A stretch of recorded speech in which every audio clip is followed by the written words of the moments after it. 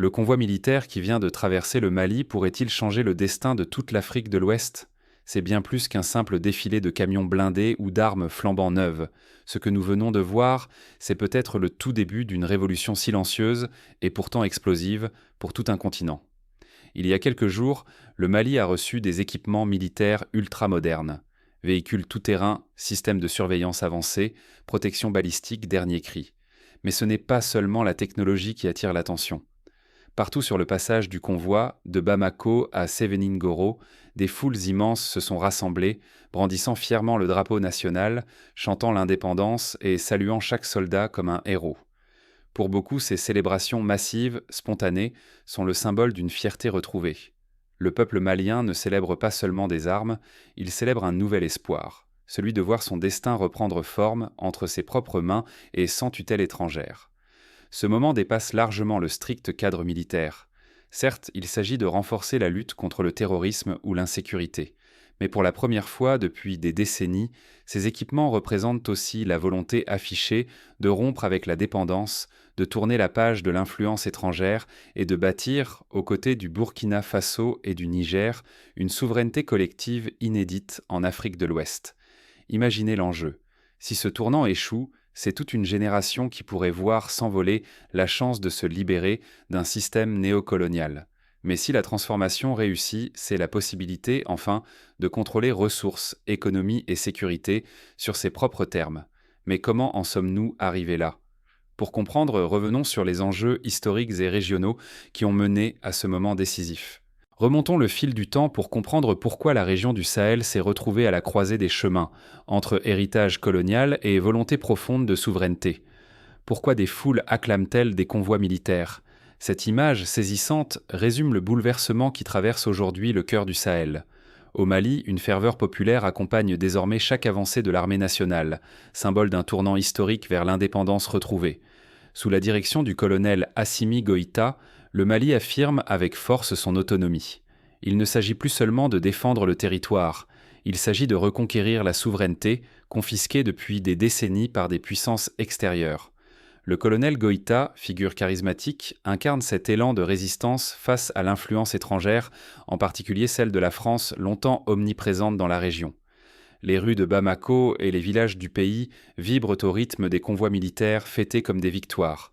Les drapeaux sont brandis, les chants s'élèvent, la fierté nationale explose. Ces manifestations ne sont pas orchestrées.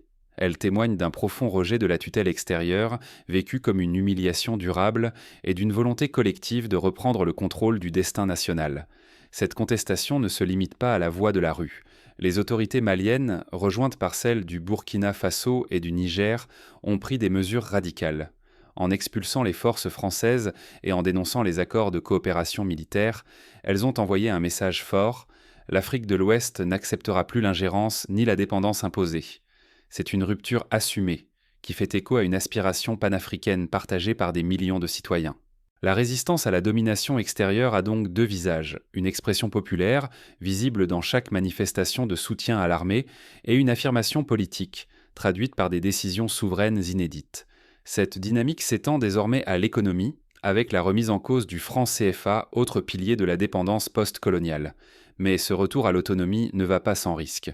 Continuer à dépendre de forces étrangères, c'est accepter l'érosion de la souveraineté et le maintien d'un climat d'insécurité chronique.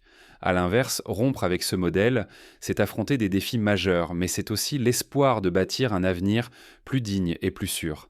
Mais concrètement, quels choix radicaux ont posé le Mali, le Burkina Faso et le Niger pour briser ce cycle de dépendance? Découvrons ensemble ces décisions historiques. Rompre avec des décennies de coopération française. Est-ce un simple coup d'éclat ou la condition de survie pour le Mali, le Burkina Faso et le Niger? Depuis quelques années, ces 30 ans, ces trois pays ont pris une décision radicale: couper le cordon avec leur ancienne puissance coloniale et affronter seuls l'incertitude de l'avenir. Pourtant, ce choix n'est pas anodin. Il bouleverse tout l'équilibre régional et international, tout en réveillant un immense espoir chez des millions d'Africains avides d'émancipation. Le premier acte fort fut l'expulsion des troupes françaises. Le Mali, sous la houlette du colonel Assimi Goïta, a ouvert la voie en mettant fin aux accords de défense avec la France et en exigeant le retrait total des soldats étrangers. Dans la foulée, Le Burkina Faso et le Niger ont emboîté le pas, chassant à leur tour les forces françaises et fermant leur espace aérien, une décision perçue par beaucoup comme une rupture définitive avec un passé d'ingérence et d'humiliation. Ce divorce avec la France ne s'est pas limité à l'aspect sécuritaire. La question monétaire, symbole persistant de la domination coloniale, a aussi été abordée de front. Longtemps liés par le franc CFA, une monnaie dont les leviers principaux sont contrôlés à Paris, ces trois États du Sahel ont annoncé leur intention d'instaurer une nouvelle devise souveraine. Derrière ce geste audacieux, il y a la volonté de reprendre en main leur politique monétaire, de fixer leur propre taux d'intérêt, leur inflation et de décider de la valeur de leur monnaie selon leurs besoins et non ceux d'un autre continent. Mais la vraie révolution, c'est l'union. Face à la pression internationale, Mali, Burkina Faso et Niger ont formé l'Alliance des États du Sahel. Cette confédération vise à mutualiser leurs forces militaires, à intégrer leurs économies et à bâtir un front commun contre toute tentative de déstabilisation ou de chantage économique. L'idée est simple, seuls, ils sont vulnérables, unis, ils sont inarrêtables. Cette alliance encore fragile incarne pourtant l'espoir d'une Afrique qui s'autodétermine, qui refuse d'être un terrain de jeu pour les puissances étrangères. Cette dynamique insuffle un vent inédit dans la jeunesse africaine. Partout, on voit des jeunes porter haut les couleurs nationales, scander leur fierté et réclamer une place au cœur des décisions qui engagent leur avenir. Les réseaux sociaux bruissent de messages d'encouragement, d'initiatives citoyennes et de débats sur la souveraineté. L'enthousiasme est palpable. Pour beaucoup, c'est enfin l'heure de rompre avec les vieux schémas et de bâtir un destin commun, à l'abri des tutelles étrangères. Néanmoins, ces choix comportent d'immenses risques.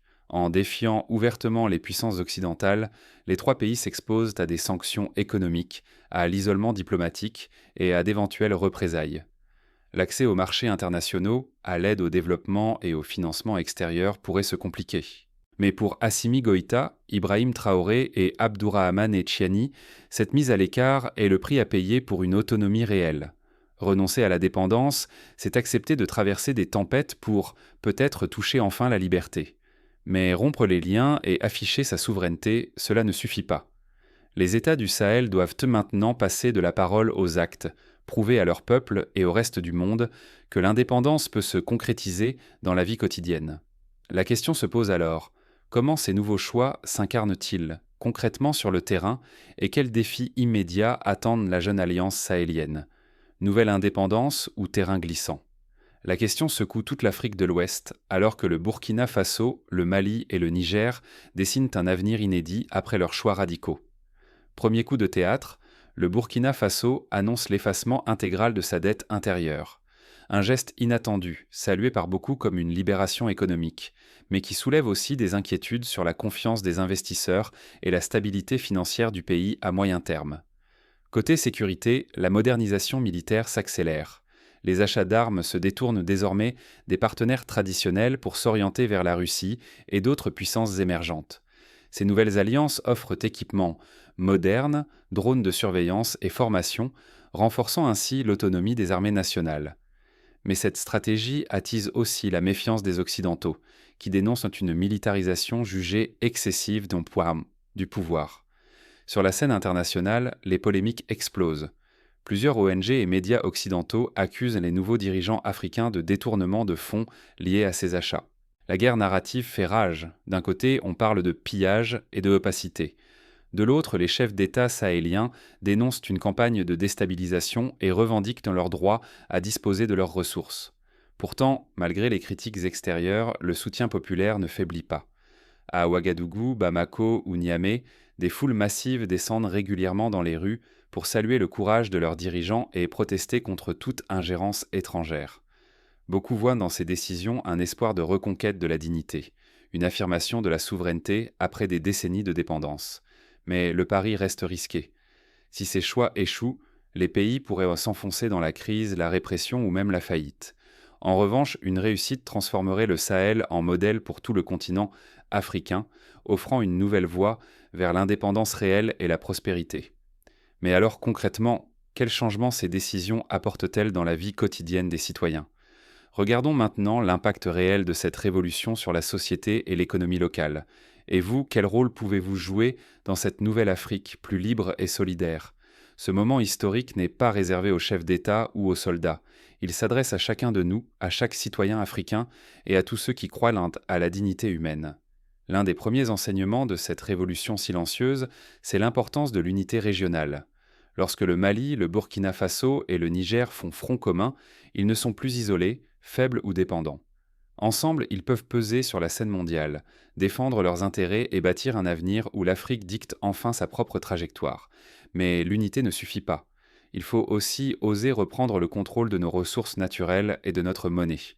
La décision courageuse de tourner le dos au franc CFA, vestige du passé colonial, n'est pas qu'un geste symbolique. C'est l'affirmation que le développement durable passe par la maîtrise de nos richesses, par la création d'une économie qui profite d'abord à nos peuples et non à des puissances extérieures. Ce combat, aussi juste soit-il, ne se gagne pas uniquement dans les palais présidentiels ou sur les champs de bataille. Il se joue aussi dans la rue, dans les esprits, dans la mobilisation populaire.